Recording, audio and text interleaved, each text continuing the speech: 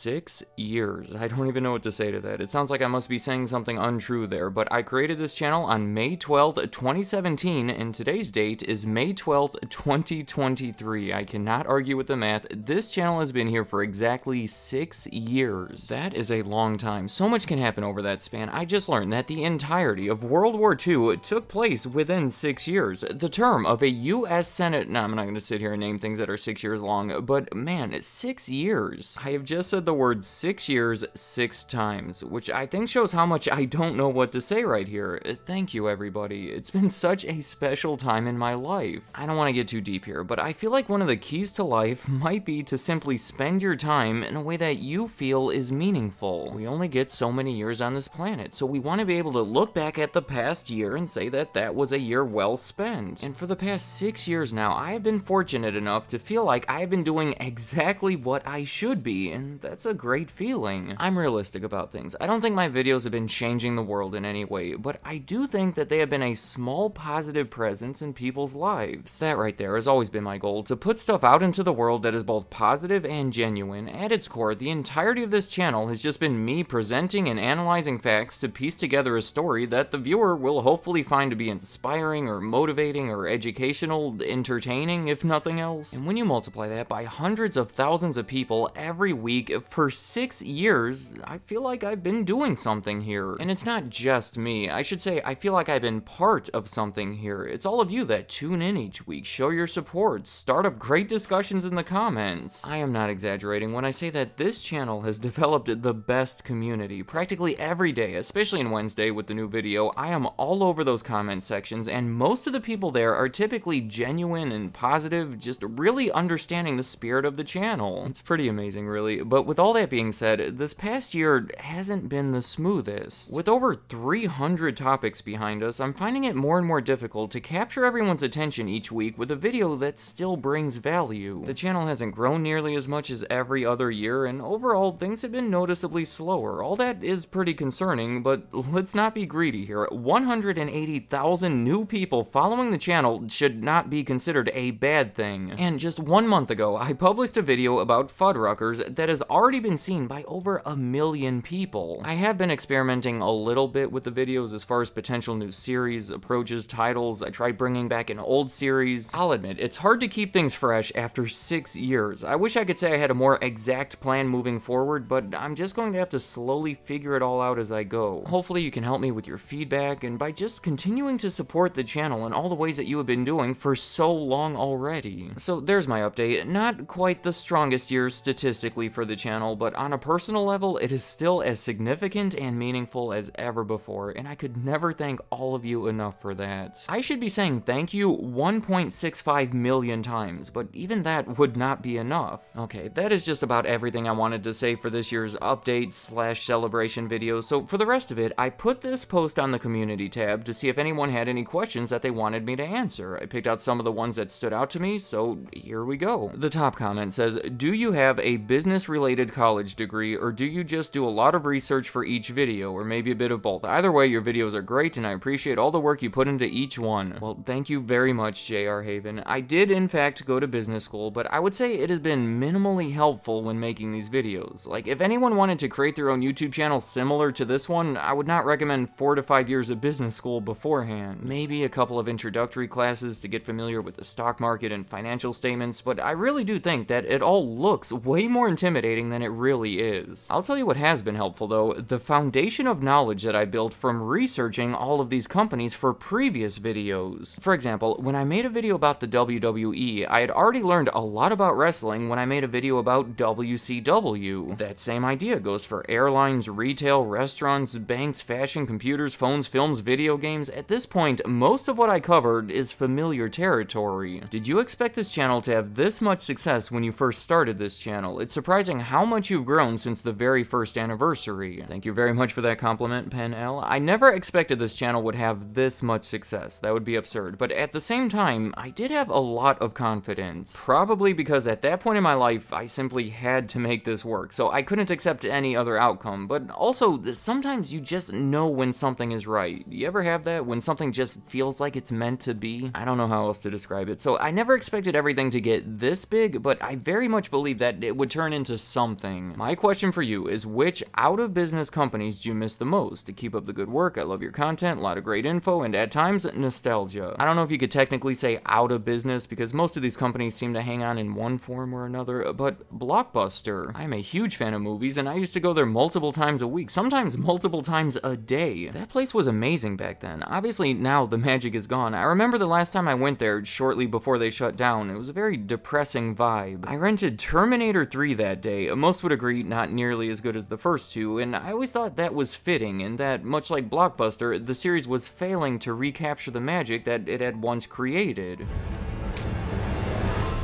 I'm back.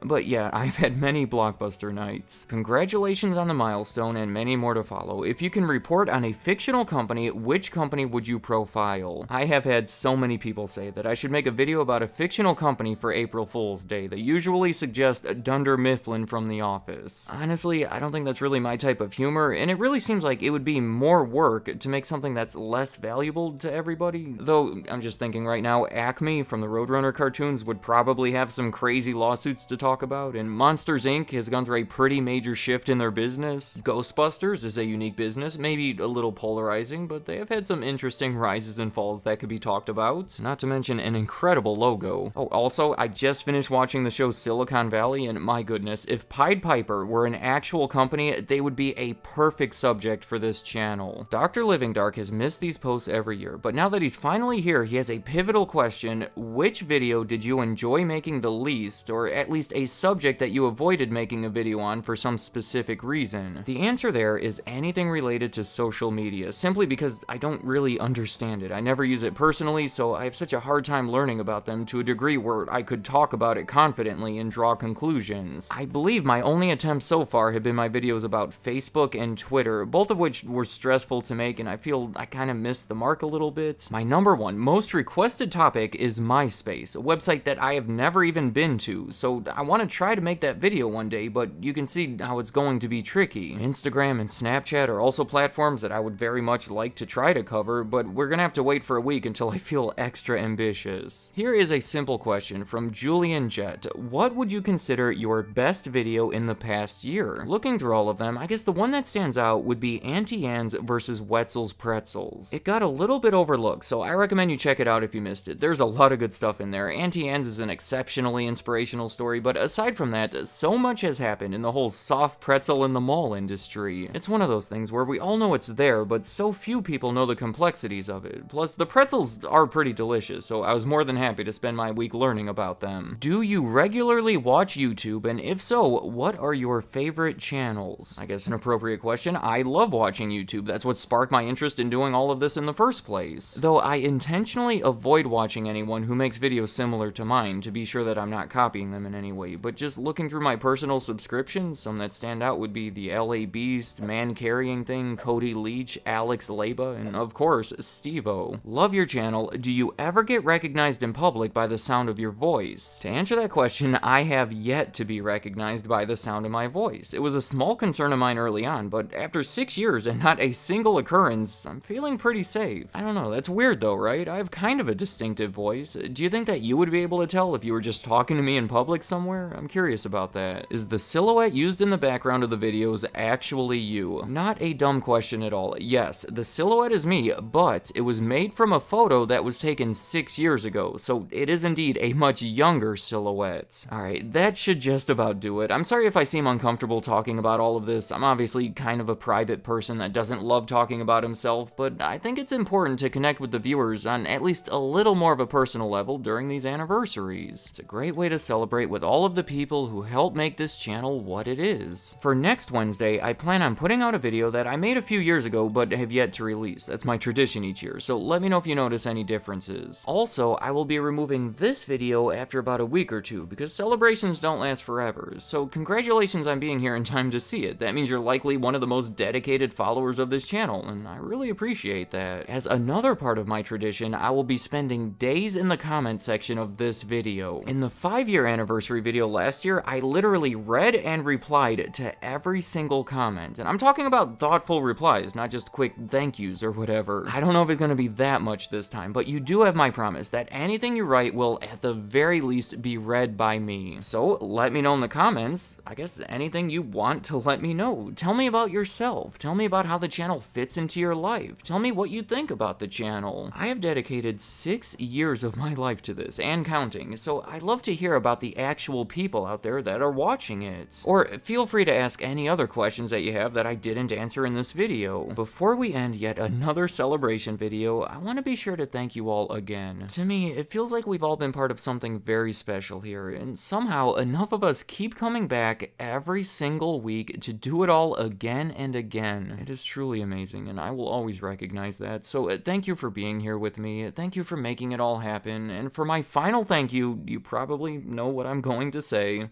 Thank you for watching.